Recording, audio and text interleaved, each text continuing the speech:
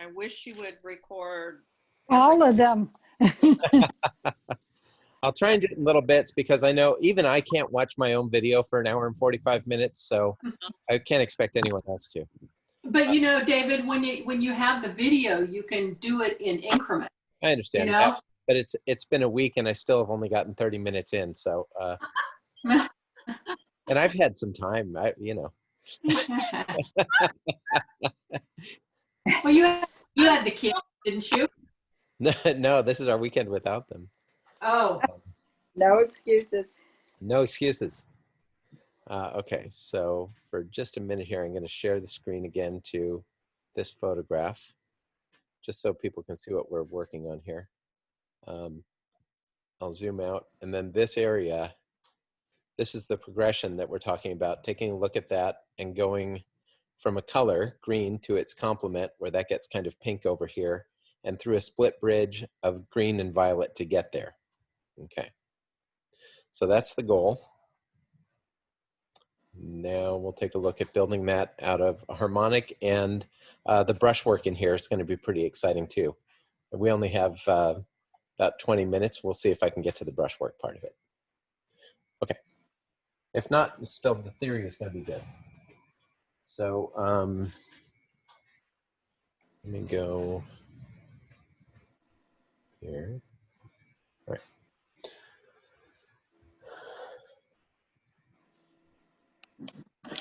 So I can't see the screen that you're seeing because I'm looking at the reference. So if I'm not painting on camera, let me know and I'll come back and fix it. So this will be the right side of that.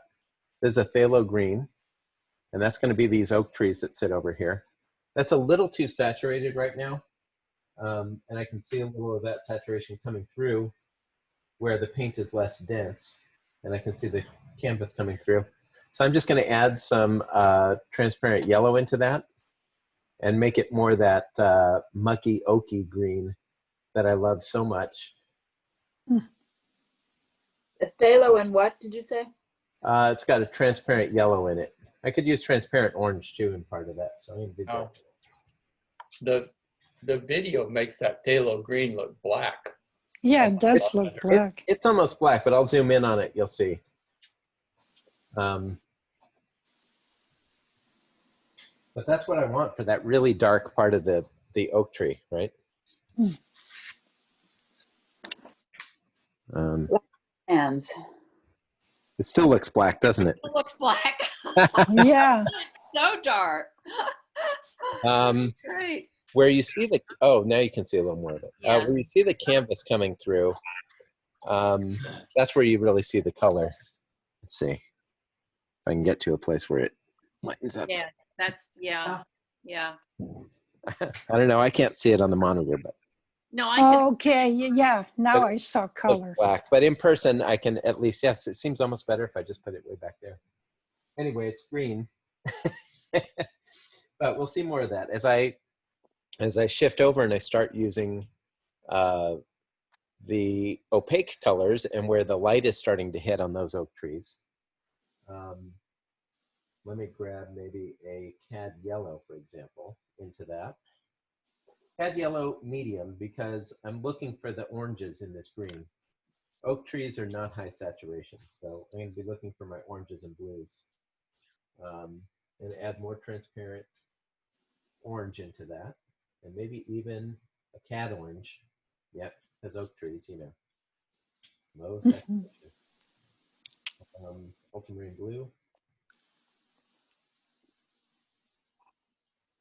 And let's see now. That's pretty good oak color. So cad yellow, trans orange, cad orange, ultramarine blue. Okay.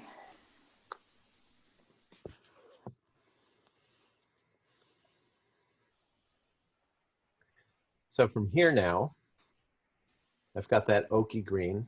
I'm just going to let that be kind of soft. In fact, I might grab a brush along the lines of, it's a blending brush. And I'm just going to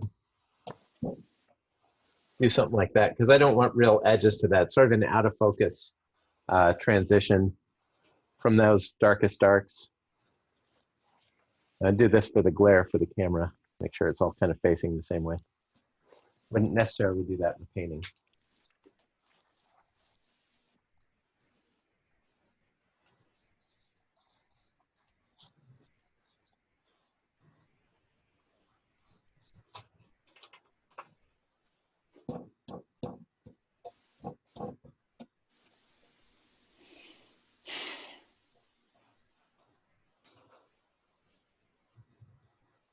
All right, that's my background oak. That then is transitioning up to this lavender kind of at the top and then green down at the bottom. So I'll take the green I've got, put that here. That's about right. It comes across the top of the meadow this way. And then gets darker. You said that was a green you had. Was that something mixed from earlier? That was some highlights that I just put up in here, yeah.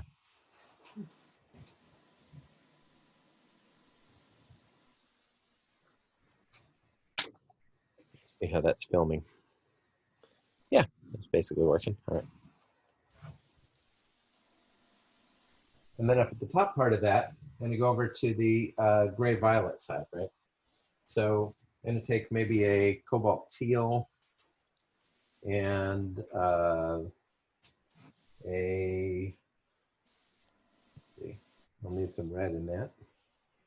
I've got a quinacridone mixed with white from an earlier demo. That's gonna get me in the right ballpark. And then maybe a cad red for that earthiness that I was looking for.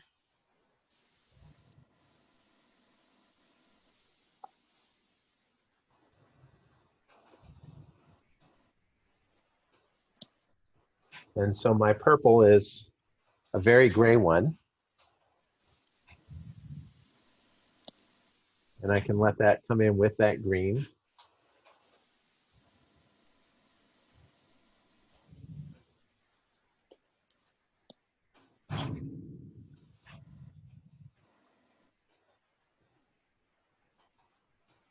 Wow, I don't see any purple anymore. I only see green.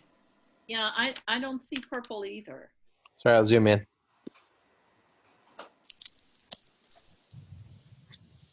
It's very gray purple, just to remind you. Mm-hmm. Oh, yes. Nice. And it's tangled a little bit with Yeah. green, right? So it's that tangling that interested me. If we look at that photo reference again, you're going to see, you know, little bits of all those colors kind of going in that underbrush. Right. That's what fascinated me with it, that combination. I might try something like this and just give a little brushiness to it, those twigs. Kind of go for a twiggy place on that. And in addition to that, we have these dark trunks that run through that and break it up a little for us. So I'm going to use mostly a blue for that. I'm putting some purple into a dark green, and then I'm going to look at my screen again here.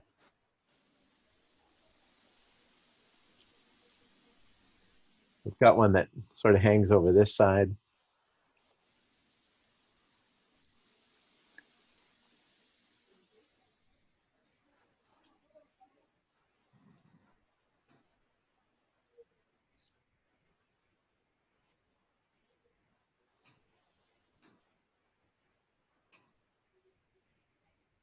Notice I'm not just pulling that branch on like this. If I do that, what will happen, I end up with it darker here, lighter here, big streaks running through, hard edge on either side, right? This way of doing it, by building it out of these other strokes, I can really control what all my edges look like, and if it's, you know, if it's losing impact as I keep going, because it's now picking up the color that's on there and the value that's on there. I know it, and I can just wipe and reload and come back. So rather than set it down as one stroke, better to build it out of a bunch of little strokes, these trees. Aha. But your individual stroke is still an up and down stroke? No, it can be anything. Be anything, okay.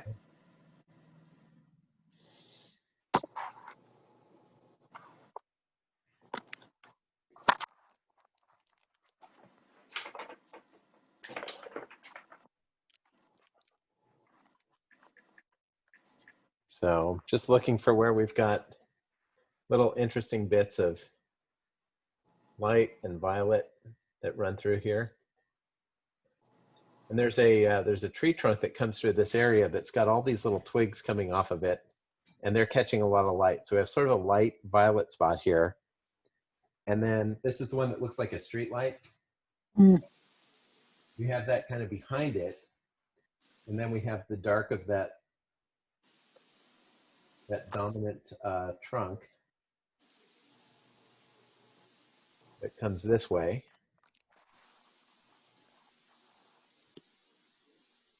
On top of that. And then again, some of that violet coming over that. So it gets a little softer in here because we've got all that violet coming over it. And I'm just letting that effect of picking up the color on the brush of what's underneath as I come down with these little horizontal strokes. Naturally, that's getting lighter and lighter because I'm tangling, you know, I'm mixing rather, that undercolor with this dark. And so I get that ghosted effect as it comes down to the bottom.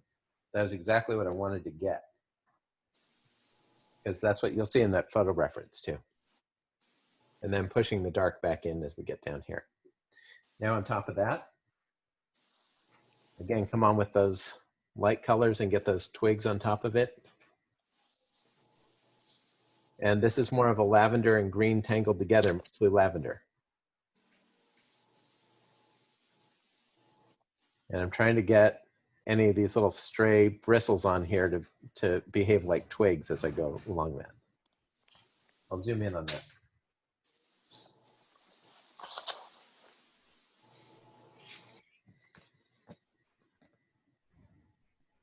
Beautiful. Oh, that's so, Wow, yeah. nice. so lovely. Mm, nice. Now, as I move across over to here, I get to play a little bit more with my color theory. So I'll drop a little bit stronger purple into that, into the purple. The purple will be purplier. And gradually pinker as well. So that's a more purpley pink. We're getting away from the green a little bit as we do that. I'm going to tangle it into this, right? So that we have both going on. That's a simple two-part harmony at this point. I want to take a cad red and put it into that for a third harmonic and a third value. I'll just take that cad red and mix it right into the color I was using right here. That's going to make it a little darker, and that'll be some, you know, maybe new growth on some of these branches, or, you know, whatever's happening to create that variation within the bud. I'm going to dip the tips of this fan brush in there. This is so soft that it's kind of easy to get crazy little squirrely hairs and stuff running around this way that will work for the kind of dense brush that we're looking at in here. Forget about that all the time. You can see the way that is behaving. Pretty useful. I can even do a little of it if I want over here. And you know, I'm trying to use this in a really erratic kind of way that will allow for strangely behaving bristles. Oak branches.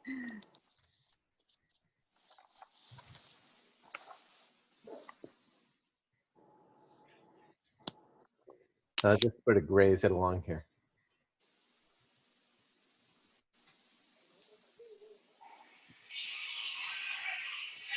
And that'll be the little bits that are catching light. I'll zoom in on that too.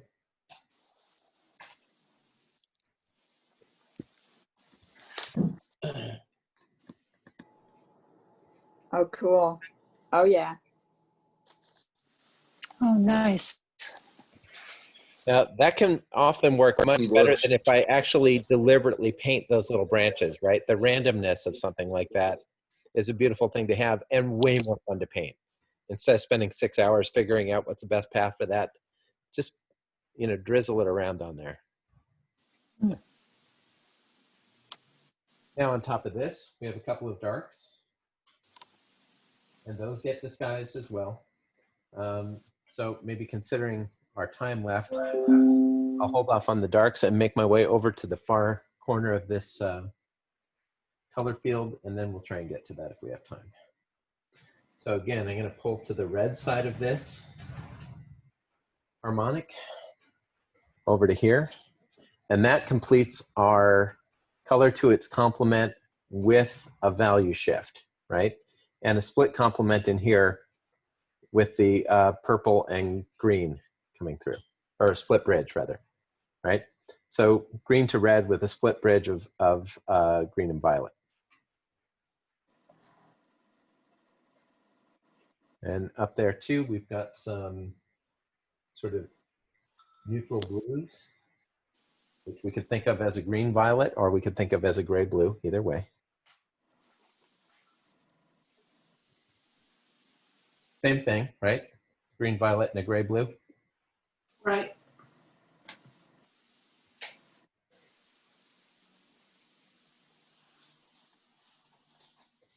Just however it's easier to picture it for you.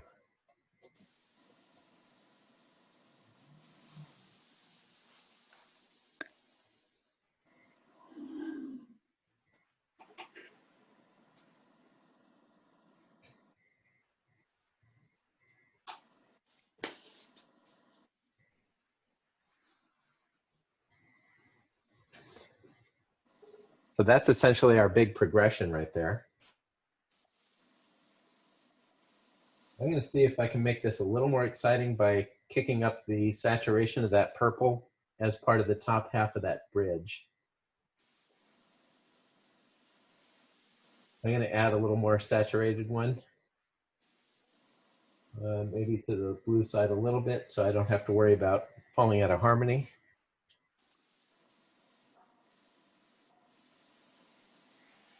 So blue-violet, but a little more saturated. And I can use that as part of this bridge right here.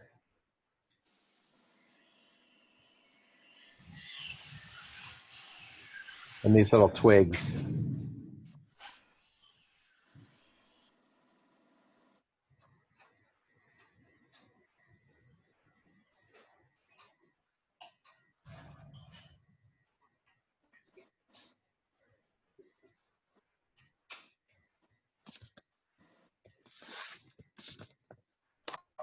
I'm gonna take a picture if I can. Wait a second. Hold on, don't. That's Hold on a second. beautiful. Hold on. I'm gonna take a picture. Okay, hold on. Here we go. Thank you.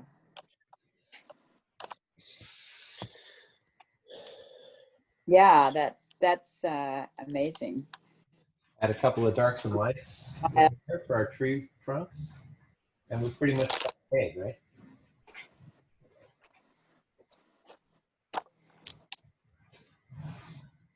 It's green to red, but the split bridge is also green and violet, right? Yes, that's right.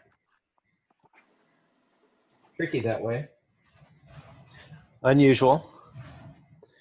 But that gives us some real grays as we get to the green transitioning up into the red here.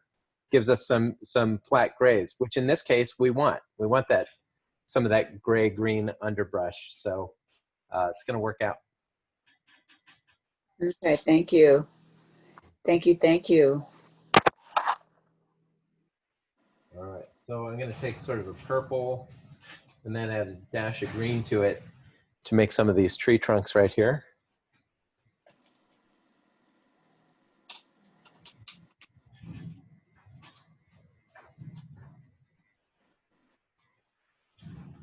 My tendency is to do one big stroke, and you're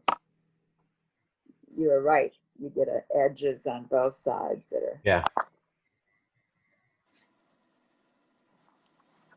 Plus, by doing it this way, we let a little bit of the branches just come in front of it anyway, right? Where we have little gaps in the paint.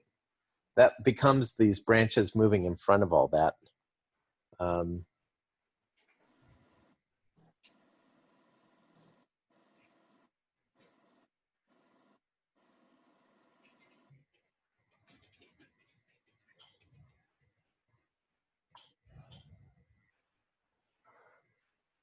Changing my color a little bit as I go on this dark, right? Just because we always try to do that. Disappearing into that dense underbrush, as this one will as well. Disappear down into that. And come up this way.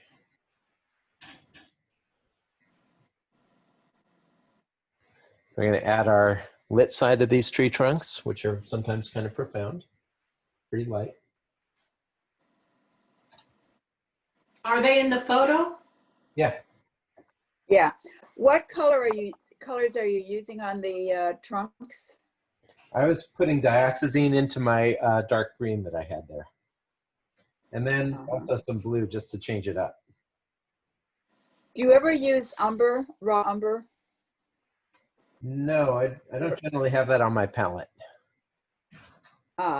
Except as a starting place, okay. Yeah.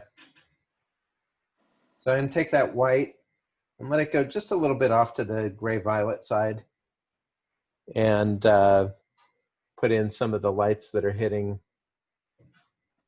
that trunk.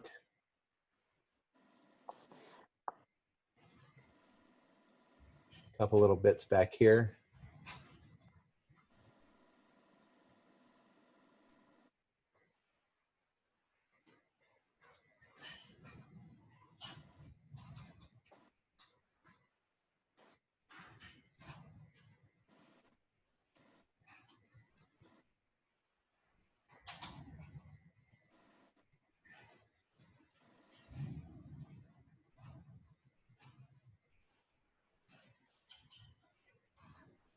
And then I'm going to dip my big fan brush into that same light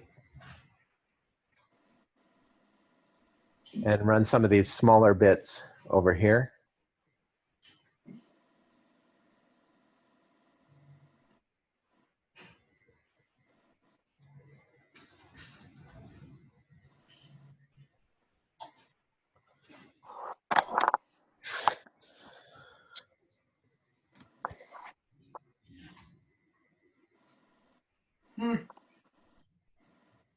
Yeah, you use your fan brush completely differently than I have. I like that. I use it the way it's not meant to be used. Yeah, I like that. Yeah. You were kind of pushing it, right? I'm pushing it, yeah. And I let a couple of the bristles touch the canvas and fold back, and all the rest of them will still be pointing up. So the ones that sort of just barely touch it and get folded back, more like this, will drag going up. But and then I just kind of use a loosely shaking hand as I push that through, and as the tension on those bristles bends and creates more pressure, and at some point some of them will flick back up, as I push it closer, they start flicking back up. They're behaving in their own way as they travel through that paint. That's how you get those little random twiggy looking. That's it, yeah. But that's a real bushy fan brush, isn't it? Yeah, it is. It's a great one. It's different from anything I've seen. Yeah. Let's see it. Can we see it again? Yeah. Yeah, it's a little really funny now because it's got that paint is controlling the shape of it, but it's a big, very soft, fluffy brush. Big. Yeah, it's big for scale. It's not a bristle brush, is it? No, it's more of a sable. Yeah. Looks like this is a Hamburg Badger, so it's Badger. Wow. Really worked well for those twigs. It does work well. It takes a knack. Don't expect it to work the first time, but it's about peeling off a couple of those bristles and pushing it instead of moving it across. All right. I'll see. So that is a color to its complement, split bridge, and then just playing with the subject matter and brushwork that we move across. Oscar, please. Thank you. All right. Thank you. David. Thank you. Yeah, thanks. Thank you, All right. Thank you, David. See you Thanks, next week. David. Sweet. Okay, bye, everyone. Think Bye. about the dessert, desserts and Yeah. food. Oh, yeah, yeah. I have the phone number for DoorDash. They won't come here. Oh. All right. Well Bye, then. everybody. Right.